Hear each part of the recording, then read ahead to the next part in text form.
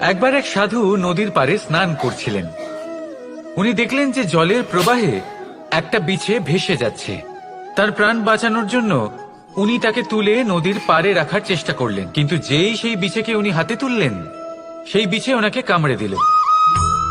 সাধু আবার চেষ্টা করলেন, সেই বিছেকে হাতে নেওয়াতে সে আবার তাকে কামড়ে দিল। আরো একবার চেষ্টা করাতে ওনার শিষ্য ওনাকে জিজ্ঞেস করল, এ আপনি কি করছেন গুরুদেব? এসব কি হচ্ছে? আপনি তারই প্রাণ বাঁচানোর চেষ্টা করছেন যে আপনাকে কামড়ে দিচ্ছে।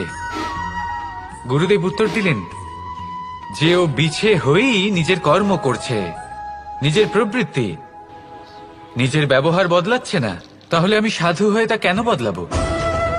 এর তাৎপর্য হলো সরল, যে সংসারে কিছু মানুষ আছেন যারা হয়তো খারাপ, দুষ্ট প্রকৃতির, আর হয়তো তারা কখনোই বদলাবেন না, কখনোই কোনো পরিবর্তন আসবে না, কিন্তু তার